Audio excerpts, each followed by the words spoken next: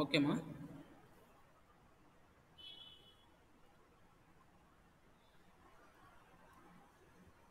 మా screen share అవుతుంది కదా?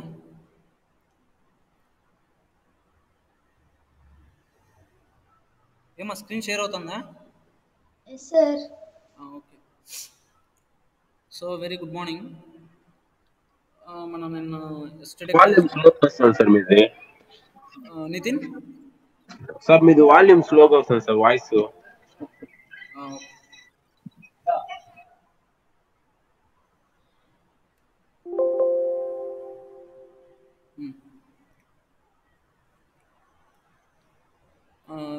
సో మనం నిన్న సిలబస్ గురించి డిస్కస్ చేసాం.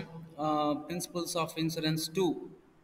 So it is a part 2 in insurance concept. So మనం ఫస్ట్ సెమిస్టర్లో ప్రిన్సిపల్స్ ఆఫ్ ఇన్సూరెన్స్ 1 నేర్చుకున్నాం, as well as principles of insurance 2. This is part 2 in insurance concept. So same as yesterday we discussed about the syllabus and what are the concepts and what are the sub concepts uh, involved in the principles of insurance 2.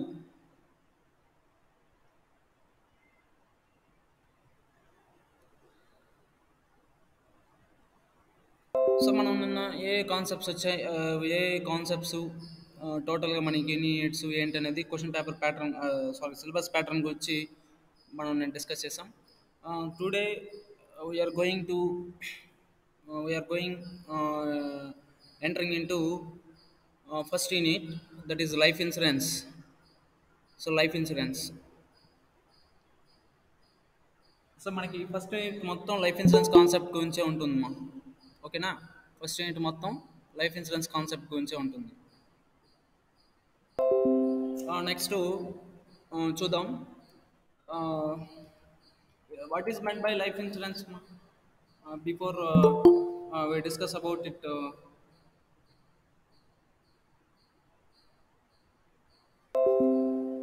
So before మనం దాని గురించి discuss చేసే ముందు life insurance అంటే ఏంటనేది మనకి తెలిసినటువంటి పరిభాషలో చెప్తాం. ఏంటి మా లైఫ్ ఇన్సూరెన్స్ అంటే? Any one can speak. ఎవరైనా చెప్పగలుగుతారా లైఫ్ ఇన్సూరెన్స్ అంటే?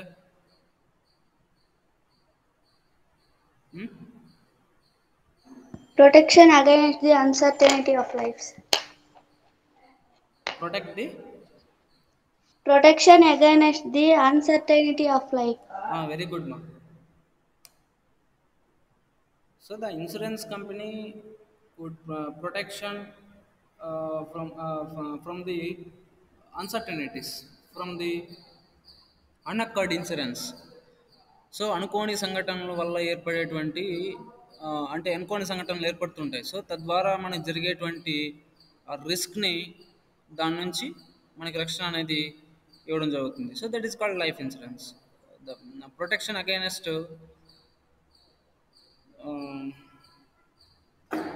లైఫ్. సో మనకు అట్లా సో మనం అట్లా బీమా ఎందుకు తీసుకుంటామంటే, జీవిత బీమా ఎందుకు తీసుకుంటామంటే మన యొక్క లైఫ్ రిస్క్ ఆ రిస్క్లో పడకుండా ఉండడానికి.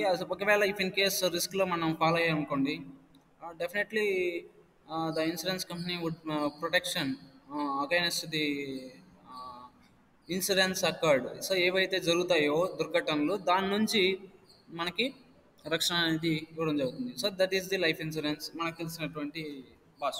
నెక్స్ట్ ఇక్కడ చూడండి, life insurance can be defined as a contract between and insurance policy holder and insurance company. So ఇక్కడ ఏంటంటే జీవిత బీమా అనేది, లైఫ్ ఇన్సూరెన్స్ అనేది it is a form of contract, it is a form of agreement between an insurance policy holder and also insurance company. So insurance policy holder మధ్య, అదేవిధంగా బీమా కంపెనీల మధ్య ఒక ఒప్పందం అనేది ఏర్పడుతుంది. So where the insurer promise to pay some of money in exchange for a premium. So ఇక్కడ ఏమి ఇన్సూరర్ అంటే ఎవరు? The insurer is nothing but insurance company. Insured is about policy holder. So before మనకి తెలియాలి, insurer అంటే బీమా సంస్థ, insured అంటే పాలసీదారు. సో వీళ్ళు. సో ఇక్కడ ఏం ప్రామిస్ చేస్తూ ఉంది insurance company? The insurance company promise to pay some of money in exchange of a premium. So మనం ఏదైతే ప్రీమియం పే చేస్తున్నామో ఆ ప్రీమియంకి బదిలీగా మనకి ఏమొస్తుంది, ఏం పే చేస్తుంది అంటే కొంత మనీ అనేది చెల్లించడం జరుగుతుంది. ఎప్పుడంటే upon the death of the insured person. So upon the death of an insured person, ఎప్పుడైతే పాలసీదారుడు మరణించినప్పుడు, ఆ మరణం సంభవించినప్పుడు దానిపైన మనకేం చేస్తుందంటే బీమా సంస్థ అనేది కొంత మొత్తం మేర మనం చెల్లించడం జరుగుతుంది. ఓకేనా? సో దాన్ని ఏమంటారంటే సమ్ ఇన్సూర్డ్ అంటారు, ఇన్సూర్డ్ టోటల్. ఓకేనా? After a set of period here at ICICI Prudential Life Insurance and you pay premiums for a specific term in specific term. So మనం ఏం చేయాలి, మనం బిఫోర్ ఎప్పుడైతే పాలసీ తీసుకుంటామో, పాలసీ తీసుకున్నప్పటి నుంచి since we will take policy, then we will pay premium for every period of time. So మనం ప్రతి సంవత్సరము కొంత మొత్తం మేర బీమా సంస్థకు అనేది చెల్లించుతూ వస్తాం. సో దాన్ని ఏమంటారంటే ప్రీమియం అని చెప్పి అంటారు. సో మనం కొంత మొత్తం మేర ఇన్సూర్డ్ పే చేసేటువంటి అమౌంట్ని ఏమంటారంటే ప్రీమియం అంటారు. ఓకేనా? After a set of period, so మనం ఫర్ ఏ స్పెసిఫిక్ టర్మ్ అంటే కొంతకాలం వరకు మనం చెల్లిస్తాం. అది 10 years కావచ్చు, depend on the term, 10 years or 15 years, 20 years on some above a period. So we provide you with a life cover. This life cover secures your loved one's future by paying a lump sum amount in case of an unfortunate event. So చూడండి,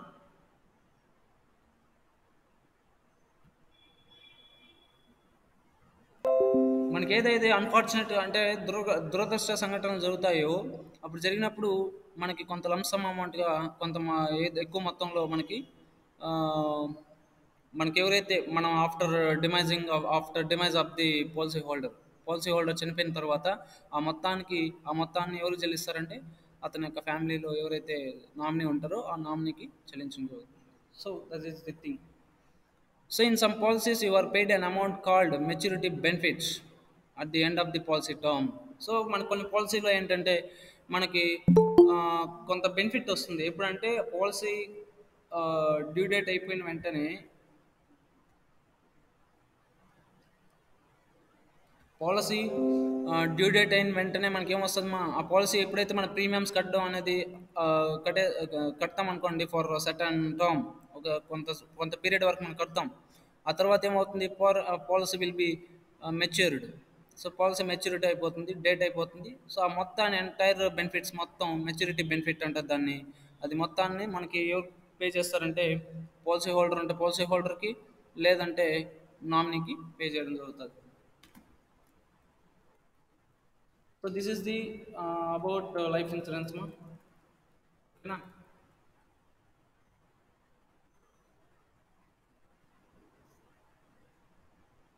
అర్థమైందా మన life insurance అంటే ఏమా అర్థమైందా life insurance అంటే Prateek sir? Yes, sir. Okay. Next, life insurance history in India. So మన భారతదేశంలో జీవిత బీమా ఎప్పుడు ఆరిజినేట్ అయింది, ఎప్పుడు అది పుట్టింది, ఎప్పుడు దాని చరిత్ర ఏంటి, వాటి గురించి ఇప్పుడు తెలుసుకుందాం. ఓకేనా? సో లైఫ్ ఇన్సూరెన్స్ హిస్టరీ మా is brief about the life insurance of history of life insurance. So ఇక్కడ మనం జీవిత బీమాకు సంబంధించి దాని యొక్క చరిత్ర అనేది కొంచెం తెలుసుకోవాలి, ఎందుకంటే మన ఆరిజిన్ ఇస్ ఇంపార్టెంట్. సో మనకి ఎప్పుడు స్టార్ట్ అయింది అంటే Indian insurance dates back to the days of ancient in Indian legislation. It was then designed to pool national resources in order to deal with the occurrence of calamities such as fires, floods, famines, epidemics. The first traces of insurance were found in the form of maritime loans and career contracts. So first మనకి life insurance ఎక్కడ ఎంత start అయింది అంటే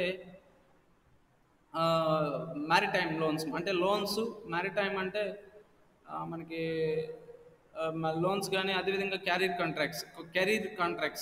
అంటే ఇప్పుడు మనకి ఉన్నాయి కదా కంటైనర్స్, అవన్నీ క్యారియర్ కింద, గూడ్స్ క్యారియర్ అంటారు. సో గూడ్స్ క్యారియర్, సో అవన్నీ మనకి ఒప్పందం కింద వస్తాయి. సో అప్పటి నుంచే మనకి ఈ యొక్క లైఫ్ ఇన్సూరెన్స్ అనేది స్టార్ట్ అయింది. And before century 17th century మా. సో 17th సెంచరీలో మనకి క్లియర్గా ఇచ్చాడు, the life business began. So the life business began in 1818 in Calcutta with the establishment of Oriental Life Insurance Company. So first మనకి 1818లో కలకత్తాలో oriental life insurance company మనకి establish అయింది. అక్కడ మనకి స్టార్ట్ అయింది functioning. LIC insurance life insurance company in India was started in the year of 1818 in Calcutta. So కలకత్తాలో మనకి స్టార్ట్ అయింది. అదేవిధంగా for a over as the first non life insurance company was set up until 32 years later. It's name was Triton insurance, a company found by some British in Calcutta. So మనకి first life business begin then ఎక్కడ start అయిందంటే కలకత్తాలోమా, అది కూడా oriental life insurance company. ఓకేనా, అది start అయింది. మళ్ళీ తరువాత ఫస్ట్ నాన్ లైఫ్ ఇన్సూరెన్స్ అంటే ఏది వస్తుంది, జనరల్ ఇన్సూరెన్స్ అంటే it meant for properties, vehicles and some other things. So వాటి కోసం మనకి ఎప్పుడు నాన్ లైఫ్ ఇన్సూరెన్స్ స్టార్ట్ అయింది అంటే మళ్ళీ తర్వాత 32 years లేటర్, అంటే దగ్గర మనకి అరౌండ్ 1950s స్టార్ట్ అయింది. సో 1950s 1948 50s అరౌండ్లో. సో అరౌండ్ మనకి నాన్ లైఫ్ ఇన్సూరెన్స్ కంపెనీ వచ్చి స్టార్ట్ అయింది. That name was Triton insurance.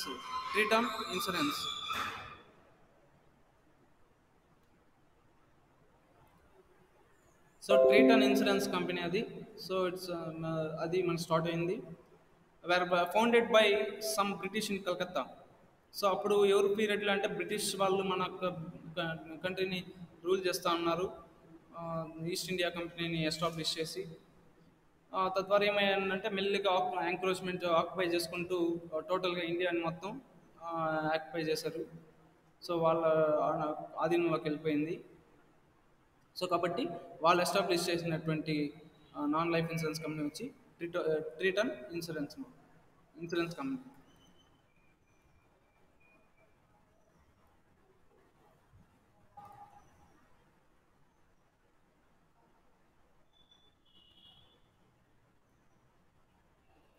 Next, the marginalization of local companies pushed the Indian government to nationalize life insurance activities in 1956. For its part, non-life insurance was not nationalized until the 1972. So చూడండి, మనకి first ఎప్పుడు nationalise చేశారంటే insurance యొక్క activities, బీమా యొక్క కార్యకలాపాలు ఎప్పుడు జాతీయం చేశారంటే అప్పుడు ఉన్నటువంటి ఇండియన్ గవర్నమెంట్ అంటే ఆఫ్టర్ ఇండిపెండెన్స్ మనకి 1956లో ఈ యొక్క బీమా కార్యకలాపాలన్నీ జాతీయం చేశారు. That is insurance company, life insurance కూడా మనకు ఎస్టాబ్లిష్ అయింది 1956లోనే. ఎల్ఐసి కూడా the LIC was nationalised in the year of 1956. The LIC act 1956 అంటారు. సో అప్పుడే మనకి ఈ యొక్క లైఫ్ ఇన్సూరెన్స్ యాక్టివిటీస్ ఫంక్షన్లోకి వచ్చింది. So for it's part non life insurance was not nationalised until the 1972. So 1972 వరకు కూడా మనకి ఈ యొక్క జనరల్ లైఫ్ ఇన్సూరెన్స్ కూడా అంటే నాన్ లైఫ్ ఇన్సూరెన్స్ కూడా మనకి అంతవరకు కూడా నేషనలైజ్ చేయలేదు. So after 1972 along with non-life insurance companies were nationalized. So in the year of 1972లో మనకి ఈ యొక్క ఇన్సూరెన్స్ కంపెనీస్ని నేషనలైజ్ చేశాడు. That is the non life insurance companies. Next, the life insurance company LIC was established in 1956, taking over the portfolio of 245 national and foreign companies. So మనకి ఇక్కడ మనకి LIC వచ్చి ఫంక్షన్లోకి వచ్చి దగ్గర portfolio of 245 national and foreign companies. So the LIC had tapped into life operations monopoly from 1956 to the late 1990s and the opening of the insurance sector to the private investors. So మనకి అప్పటి వరకు దగ్గర LIC వచ్చి మనకి India ఇప్పటికి కూడా as of now the LIC is number one insurance company, insurance corporation in India. So ఇప్పుడు కూడా మన భారతదేశంలో లీడింగ్ ఏదైనా ఉంది అంటే LICని. సో తర్వాత JSC. ఓకేనమ్మా. కాబట్టి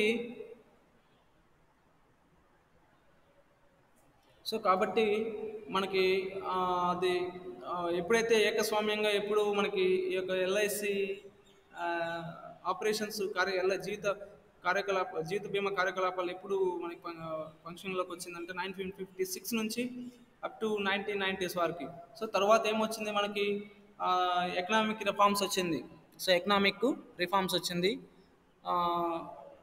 LPG liberalisation, privatisation, globalisation. So తర్వాత రావడం వల్ల మనకి ఏమైపోయిందంటే టోటల్గా ఇన్సూరెన్స్ సెక్టార్స్లో మనకి ప్రైవేట్ సెక్టార్స్ కూడా ఎంట్రీ ఇవ్వడం అనేది జరిగింది. So now around the 24 life insurance companies wear functioning in India at now, and another general insurance corporation. And for general insurance corporation, around 34 general insurance companies were working in our India at now. So 24 వచ్చి 24 వచ్చి బీమా సంస్థలు అనేవి మన దేశంలో ఇప్పుడు విధుల ఫంక్షన్లోకి వస్తున్నాయి, బీమా కార్యకలాపాలు నిర్వహిస్తున్నాయి. అదేవిధంగా 34 GIC అంటే జనరల్ ఇన్సూరెన్స్ కార్పొరేషన్ సంబంధించి జనరల్ ఇన్సూరెన్స్ సంబంధించి కంపెనీస్ 34 మనకి ఫంక్షన్లో ఉన్నాయి. So including in this both public and private companies are working in the LIC sector. సో బీమా రంగంలో రెండు కూడా ఇప్పుడు వర్క్ చేస్తున్నాయి. చూడండి, in the non life insurance the portfolios of the 107 companies present on the market in 1972 were pulled up into 4 large national companies whose head office are based in the 4 corners of the country. So మన ఇండియాలో దాదాపులుగా 107 కంపెనీస్లో ఎప్పుడంటే 107 companies ఉండేవి ఎప్పుడంటే 1972. So వాళ్ళన్నింటినీ ఏం చేశారంటే ఒక large companies, national కంపెనీస్గా, నేషనల్ ఇన్సూరెన్స్ కంపెనీస్గా ఎస్టాబ్లిష్ చేయడం అనేది జరిగింది. సో దగ్గర దగ్గర 107 కంపెనీలు అనేవి ఉండేటివి. వాటిని ఏం చేశారంటే మనకి నేషనలైజ్ చేసి వాటిని కొన్ని మెర్జ్ చేశారు, అంటే కలిపారు. కొన్ని కంపెనీస్ని కలిపేసి వాటిల్లో మనకి 4 బిగ్ నేషనల్ ఇన్సూరెన్స్ కంపెనీస్గా ఫామ్ అయింది. సో దీంట్లో ఏంటంటే నేషనల్ ఇన్సూరెన్స్ కంపెనీ, ఎన్ఐసి అంటారు, national insurance company. Now it located at Calcutta. And national India insurance company. So National India Insurance Company. So it is located at Mumbai, and another one Oriental Insurance Company. So Oriental Insurance Company at Delhi, located at Delhi, and United India Life Insurance. Um, it was located at Madras, Chennai. Now the Madras is the Madras as Chennai. So ఇప్పుడు చెన్నైగా ఉంది. ఓకేనమ్మా. ఇప్పుడు వస్తే మనకి these 4 national companies are overseen by general insurance corporation. So ఇది 4 వచ్చి మనకి general insurance corporation సంబంధించింది, సాధారణ బీమాకు సంబంధించింది. Whose head office in Bombay, and GIC created in 1972. So 1972లో మనకి జిఐసిగా క్రియేట్ అయింది. And intervened on the market as national reinsurer and share holder of the 4 direct companies. So ఇవి మనకి ఇప్పుడు ఈ 4 ఇన్సూరెన్స్ కంపెనీస్ మన ఇండియాలో కీ రోల్ ప్లే చేస్తున్నాయి in the general insurance sector.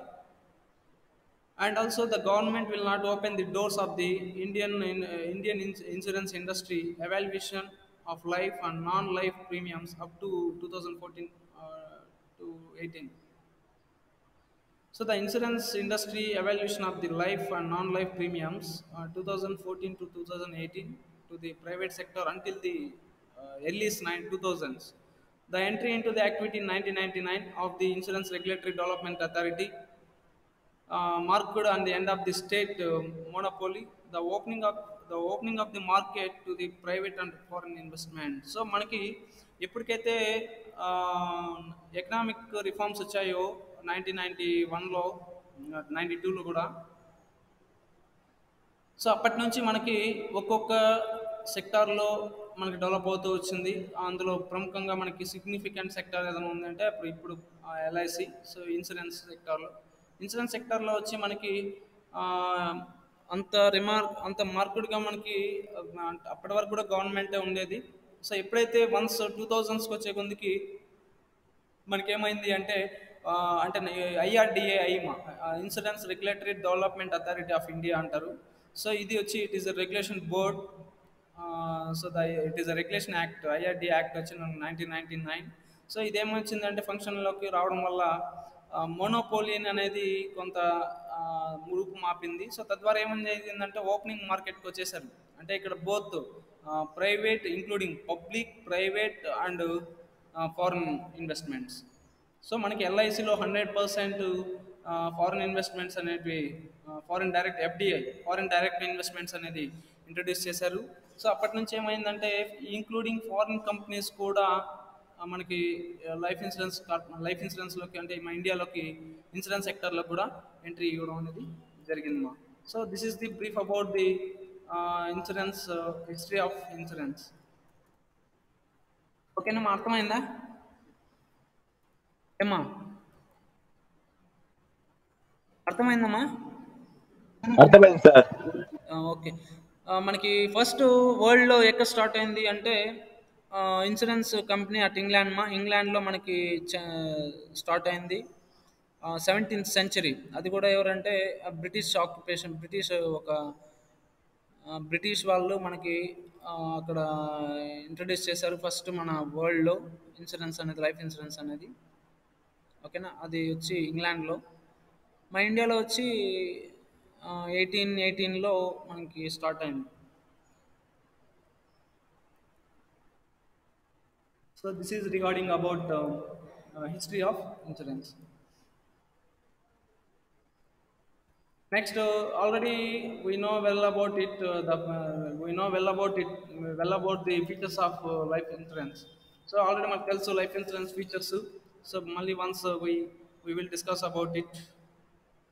So features అన్న క్యారెక్టరిస్టిక్స్ అన్న బోత్ ఆర్ సేమ్. ఓకేనా? మనకి అంటే జీవిత బీమా యొక్క లక్షణాలు ఏవి, అవి ఏమేమి వస్తాయి, దాంట్లో బేసిక్స్ ఫండమెంటల్స్ ఇవన్నీ. సో బేసిక్స్ పాయింట్స్ ఉంటాయి, బేసిక్ ఆస్పెక్ట్స్. సో ఈ ఆస్పెక్ట్స్ని మనం నేర్చుకున్నాం. So first let us take policy holder ma. The policy holder is the individual who pays the premium for the insurance policy and signs a life insurance contract with a life insurance company. So చూడండి, policy holder is a individual. Okay na?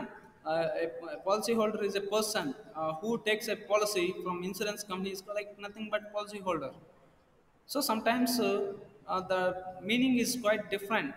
So ఏంటంటే quite different గా ఉంటుంది. So but at the same time any meaning, the meanings are one on this the whatever meaning, so that will be same. ఏదన్నా కూడా కానీ అది వైట్ అవుతుంది. So policy holder is the individual who pays the premium for life insurance policy. So ఇక్కడ ఏ వ్యక్తి అయితే పాలసీదారుడు ఒక వ్యక్తి, ఆ వ్యక్తి ఏ ఆ వ్యక్తి కొంత ప్రీమియంని బీమా అంటే జీవిత బీమా పాలసీ కోసం చెల్లించడం అనేది జరుగుతుంది. And he science A life insurance contract. So అతను ఏం చేస్తాడు, ఇక్కడ జీవిత బీమా ఒప్పందంలో అతను సంతకం అనేది కూడా చేయడం జరుగుతుంది. He science, he puts he signature. So అతను సైన్ అనేది కూడా చేయడం జరుగుతుంది with a life insurance company.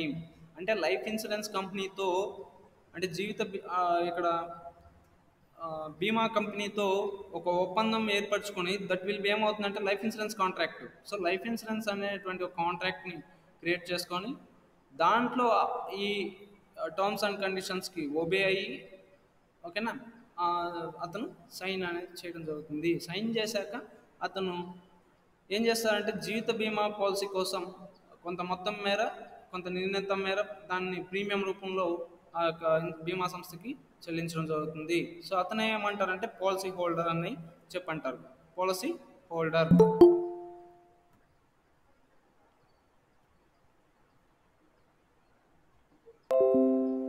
So policy holder అని అంటారు. Next premium. సో ప్రీమియం అంటే ఏంటమ్మా? ఎవరైనా చెప్పగలుగుతారా ప్రీమియం అంటే? నితిన్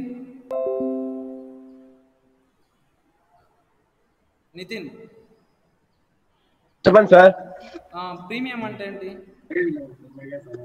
ప్రీమియం అంటే మనము నెలవారీగా కట్టేది 3 months 6 months పర్ ఇయర్ ఇది కడతాం చూడండి. సో అంతే కదా.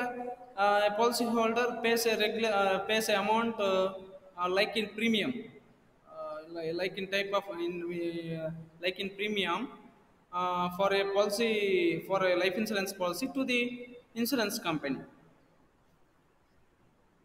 So ఇక్కడ చూడండి, a premium is the cost the policy holder. The policy holder pays the life insurance company for covering his or her life. చూడండి,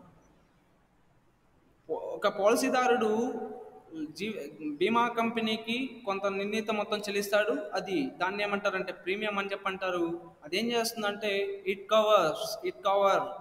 cover his life or her life.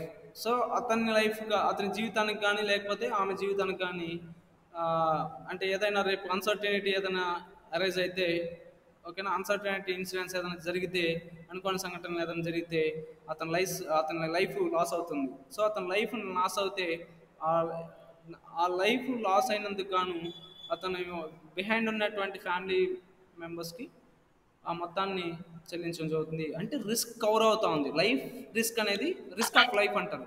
So ఆ risk of life అనేది cover అవుతా ఉంది. So ఆ cover అవడం కోసం మనం ఏం చేస్తున్నాం అంటే కొంత సమ్ అమౌంట్ అనేది మనం పే చేస్తున్నాం ఇన్సూరెన్స్ కంపెనీకి. ఆ అమౌంట్ ఏమంటారంటే ప్రీమియం అంటారు. So it will pays on the basis of quarterly, on the basis of half yearly or annually, ఇట్లా మనం పే చేసుకుంటూ వస్తాం పర్ మంత్లీ. సో మంత్లీ కావచ్చు, క్వార్టర్లీ కావచ్చు, హాఫ్ ఇయర్లీ కావచ్చు, ఇయర్లీ కావచ్చు. సో ఇట్లా మనం పే చేసుకుంటూ వస్తాం. సో దాన్ని ఏమంటారు? ప్రీమియం అంటారు. So maturity is sir the చెప్పండి. చెప్పండి మెచ్యూరిటీ అంటే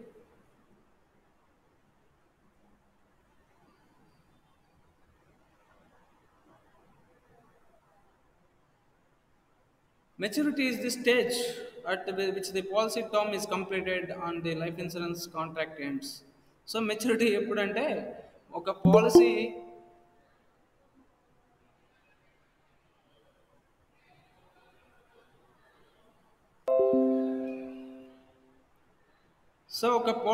ఎప్పుడైతే మనకి మెచ్యూరిటీ అవుతుందంటే maturity is nothing but the term is completed. So the policy term is completed and the same other thing is the life insurance contract ends. ఓకేనా? ఇక్కడ maturity అంటే ఎప్పుడైతే మనం ఒక 10 ఇయర్స్కో లేదంటే 15 ఇయర్స్కో మనం పాలసీ తీసుకుంటాం. సో పాలసీ తీసుకుంటే ఫర్ ఎగ్జాంపుల్ 15 ఇయర్స్ అనుకోండి. ఇప్పుడు 2021లో తీసుకుంటాం పాలసీ, అప్ టు 2016కి మనకి పాలసీ అనేది పూర్తవుతుంది. సో పాలసీ అప్పుడు పూర్తయినప్పుడు అప్పుడేమవుతుంది అంటే ఈ 15 ఇయర్స్ మనం ఏం చేయాలి? ప్రీమియం రెగ్యులర్గా పే చేస్తూ రావాలి. సో పే చేసామనుకోండి, at the end of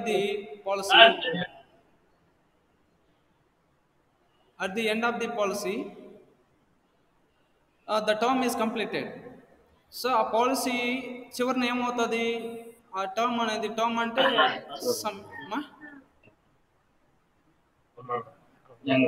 so policy term అంటే ఏంటంటే ఎన్ని సంవత్సరాలు అయితే మనం ప్రీమియం పే చేస్తూ వస్తామో అన్ని సంవత్సరాలకి మన పాలసీ తీసుకుంటాం. సో ఆ పాలసీ టర్మ్ అంటే ఇక్కడ ఇయర్స్.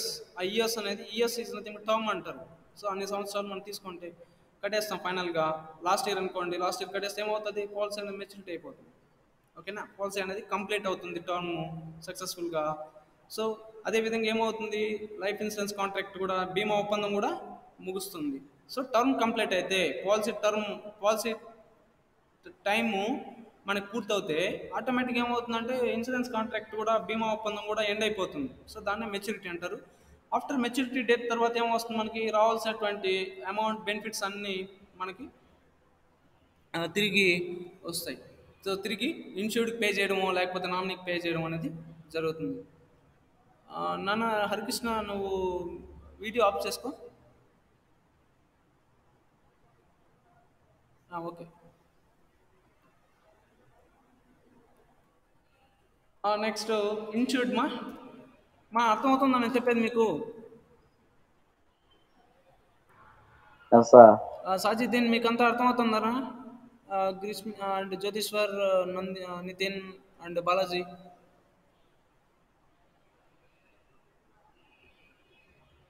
వాయిస్ రావాలమ్మా, వాయిస్ వస్తేనే తెలుస్తుంది. అర్థమైందా లేదా? Okay, good. నెక్స్ట్ ఇన్సూర్డ్ అంటే ఏమని కాదు. Insured is nothing but policy హోల్డర్ని ఇన్సూర్డ్ అంటాం. ఓకేనా? ఇన్సూరర్ అంటే ఇన్సూరెన్స్ కంపెనీ. సో ఇన్సూర్డ్ అంటే చూద్దాం. Insured is the individual whose life is secured via the life insurance. Insured అంటే ఎవరు లేదు, ఒక వ్యక్తి. సో ఆ వ్యక్తిని ఏమంటారంటే పాలసీ హోల్డర్ అంటాం, ఇన్సూర్డ్ అంటాం. సో ఎవరి లైఫ్ అయితే భద్రత అనేది అందిస్తుందో, ఎవరి మధ్య అంటే ఎవరి లైఫ్కి అయితే భద్రత అనేది అందిస్తుందో అది ఎవరంటే ద లైఫ్ ఇన్సూరెన్స్. ఓకేనా? పాలసీ. సో పాలసీ ఇన్సూరెన్స్ అనేది మనం తీసుకోవడం జరుగుతుంది. So after his are death the insurance company is accountable to the provide financial amount to the dependents. So ఎవరైతే ఆ లైఫ్ అతను after his death of insured, so ఎప్పుడైతే ఆ పాలసీ హోల్డర్ యొక్క లైఫ్ అంటే మరణాంతరం ఏం చేస్తుంది? ఒక అజ్యూరెన్స్ అనేది ఇవ్వడం జరుగుతుంది ఆ పాలసీ హోల్డర్కి. ఏమంటే I will be there after demise of the policy holder. I will give you assurance as I will protection to your family, and also I am providing a financial support to your dependents. So నీ పైన ఆధారపడి ఉండేటువంటి డిపెండెంట్స్కి ఎవరైతే ఆధారపడి ఉన్నారో ఆ డిపెండెంట్స్కి నీ మరణాంతరం నేను చెల్లిస్తానని చెప్పి ఒక బాధ్యతాయుతంగా మనకి ఒక రెస్పాన్సిబిలిటీగా మనకి బీమా సంస్థ అనేది ఉంటుంది. సో ఆఫ్టర్ చనిపోయినాడు అనుకోండి పాలసీ హోల్డరు, ఆ మొత్తం ఎంటైర్ బెనిఫిట్స్, ఆ మొత్తం ప్రయోజనాలు ఎవరికి వెళ్తాయి? బీమా ప్రయోజనం, లైఫ్ ఇన్సూరెన్స్ బెనిఫిట్స్ అన్నీ అతని డిపెండెంట్స్ ఎవరైతే ఉంటారో, నామినీస్ కావచ్చు, ఫ్యామిలీ మెంబర్స్ కావచ్చు, ఎవరైనా కావచ్చు, వాళ్ళకి వెళ్ళడం అనేది జరుగుతుంది. ఓకేనా? That is the insured. Next some assured. Some assured అంటే టోటల్ అమౌంట్స్. అంటే ఆఫ్టర్ మనకి ఒకవేళ సపోజ్ ఇప్పుడు నేను 10 lakhs ఇన్సూరెన్స్ తీసుకున్నాను అనుకోండి. ఆ 10 lakhs ఇన్సూరెన్స్ తీసుకుంటే ఆ 10 lakhs ప్లస్ అదేవిధంగా additional riders, benefits, additional riders అంటే బెనిఫిట్స్ అంటారు. సో అవన్నీ కలుపుకుంటే మనకు అరౌండ్ ఒక 13 lakhs వస్తుంది. దాన్ని ఏమంటారంటే టోటల్ అజ్యూర్డ్ అమౌంట్ అంటారు, టోటల్ ఇన్సూర్డ్ అమౌంట్. బీమా మొత్తం, తెలుగులో వచ్చి బీమా మొత్తం అంటారు. ఎంతైతే మనకు పాలసీ తీసుకున్నంత మొత్తాన్ని బీమా మొత్తం అంటారు. So the amount the insurance company pays the dependents of the insured if those events occur which are specified in the life insurance contract. చూడండి, సో ఏదైతే మనకి బీమా కంపెనీ ఎవరైతే after the demise of the policy holder చనిపోయిన తర్వాత ఆ మొత్తాన్ని బీమా సంస్థ అతని పైన ఆధారపడి ఉన్నటువంటి డిపెండెంట్స్కి చెల్లించడం అనేది జరుగుతుంది. అంటే ఇక్కడ పాలసీ హోల్డర్ యొక్క డిపెండెంట్స్. అదేవిధంగా if those events occur which are specified in the insurance contract. So ఏవైతే మన సంఘటనలు ఉంటాయో ఆ సంఘటనలన్నీ మనకి ఇన్సూరెన్స్ కాంట్రాక్ట్లో స్పెసిఫై చేసి ఉంటారు, పొందుపరుచుంటారు. సో ఆ పొందుపరిచినటువంటి ఇన్సూరెన్స్ కాంట్రాక్ట్స్ ఆస్పెక్ట్స్ ఆధారంగా, ఈవెంట్స్ ఆధారంగా మనకి పే అనేది చేయడం జరుగుతుంది. ఆ టోటల్ మొత్తాన్ని, ఆ టోటల్ ఇన్సూరెన్స్ అమౌంట్ని ఏమంటారంటే సమ్ అజ్యూర్డ్ అంటారు. So including with all benefits. Next, policy term. Policy term is the specified duration. So మనకి పాలసీ టర్మ్ అనేది ఒక డ్యూరేషన్, అంటే ఒక కాలం ఏంటంటే listed in the life insurance contract. అది మన పాలసీ టర్మ్ అంటే ఇప్పుడు for example policy term 10 years ఉండొచ్చు, 15 years ఉండొచ్చు, లేకపోతే 20, 25, 30 అరౌండ్, లేకపోతే లైఫ్ లాంగ్ కూడా ఉండొచ్చు, 100 years కూడా ఉండొచ్చు. సో దాన్ని ఏమంటారంటే పాలసీ టర్మ్ అంటారు. ఓకేనా? సో మనకి which the term is specified in the life insurance contract. So మనకి ఏదైతే జీవిత బీమాలో పొందుపరుచుంటారు. సో మనకి what ever policy term we want to take. So ఏదైతే మనకు కావాల్సి ఉంటుందో 10 years కావచ్చు, 15 years కావచ్చు, లేకపోతే 25 years కావచ్చు, లైఫ్ లాంగ్ కావచ్చు. మనకి ఏ టర్మ్ అయితే బాగుంటుందో ఆ టర్మ్ని మనం తీసుకోవచ్చు, ఆ పాలసీ టర్మ్ని మనం తీసుకోవచ్చు. So for which the insurance company provides life cover and the time period, so during which the contract is active, so listed in the life insurance contract. So but ఎప్పుడు కానీ ఆ కాంట్రాక్ట్ అనేది మనకి దాన్ని ఏమంటారంటే time period అంటారు.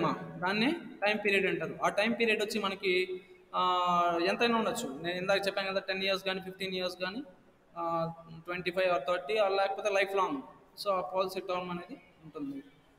So అది కూడా ఎప్పుడు ఉండాలి? ఆ కాంట్రాక్ట్ అనేది యాక్టివ్లోనే ఉండాలి. సో యాక్టివ్లో ఉంటేనే మనకి ఆ మొత్తం ఇన్సూర్డ్ అమౌంట్ అనేది వస్తుంది, ఆ పాలసీ అనేది మెచ్యూరిటీ ఉంటుంది. లేకపోతే ఏమవుతుందంటే ఆ పాలసీ అనేది ల్యాప్స్ అవుతుంది. ఓకేనా? సరెండర్ చేయడం, లేకపోతే ఇలాంటి కొన్ని మనం ఆల్రెడీ ఫస్ట్ సబ్జెక్ట్లో నేర్చుకున్నాం కాబట్టి ఇవన్నీ మనకు కొంచెం ఐడియా ఉంటుంది. సో కాబట్టి టైం అనేది చాలా ఇంపార్టెంట్. అది కూడా ఎలా ఉంటుంది అంటే కాంట్రాక్ట్లో మనం before the both parties are entering into the insurance contract, the policy term will depending on the policy holder. అది కూడా టైం పీరియడ్ కూడా పాలసీ హోల్డర్ పైన ఆధారపడి ఉంటుంది. Next, nominee is an individual listed in the life insurance contract who is entitled to receive the predetermined compensation, so as a part of the policy. చూడండి, so పాలసీలో భాగంగా ఎవరికైతే బీమా ఒప్పందంలో ఉంటుంది, ఆ జీవిత బీమా ఒప్పందంలో ఉంటుంది. ఎందుకంటే the policy holder proposes a nominee. The nominee is an individual. The individual who is belongs to the who is relationship with the policy holder. The individual will be a relation, or will be friend, or will become distant relative.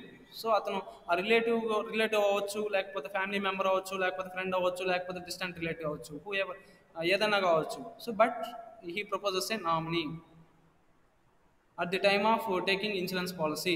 So policy తీసుకునేటప్పుడు అతన్ని నామినీగా propose చేస్తాం, nominate చేస్తాం. అంటే ఎందుకు? After నా policy holder జీవితానంతరం, అంటే policy holder ఏదైనా చనిపోయినప్పుడు కానీ, లేకపోతే మరణించినప్పుడు కానీ, ఏదైనా జరిగినప్పుడు, డెత్ అయినప్పుడు, ఏదైనా ఈవెంట్ జరిగినప్పుడు ఆ ఎంటైర్ బెనిఫిట్స్ ఎవరికి వెళ్ళాలి? నామినీకి వెళ్ళాలి. సో నామినీకి వెళ్ళాలి కాబట్టి అతన్నే మన నామినీ అంటున్నాం.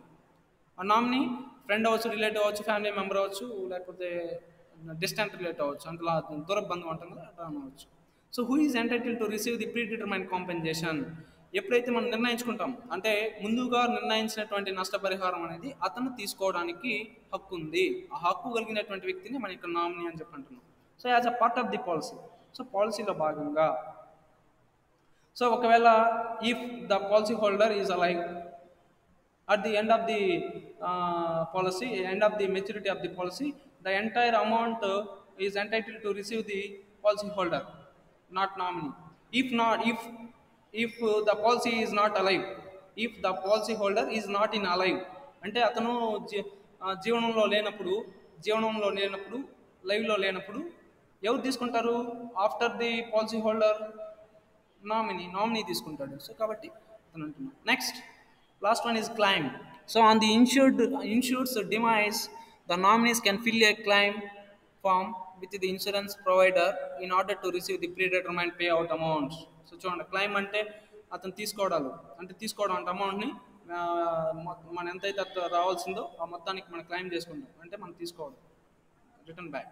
So on the insured demise, so ఒకవేళ పాలసీ హోల్డర్ చనిపోయినా ఏం చేస్తాడు అప్పుడు?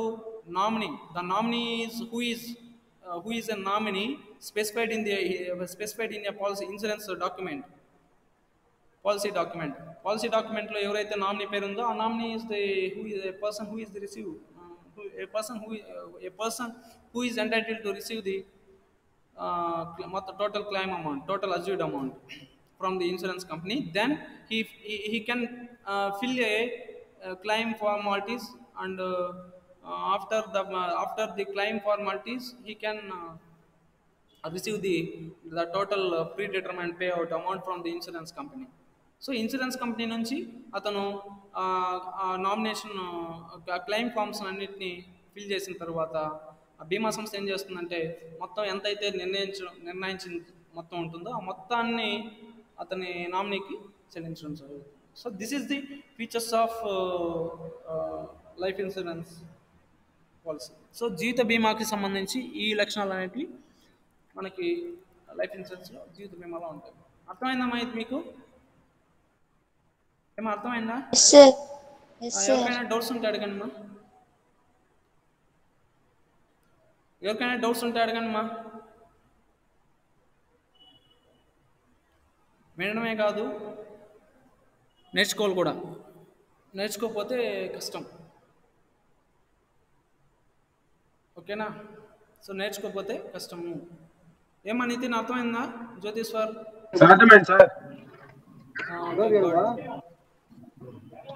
ఎవరికైనా డౌట్స్ ఉంటే అడగండి, చెప్తాను.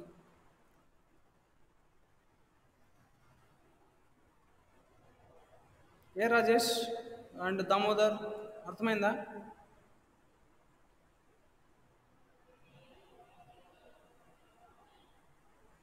దామోదర్ సైలెంట్ అయిపోయారు.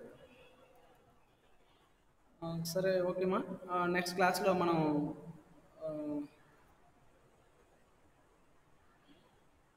డిస్కస్ చేద్దాం.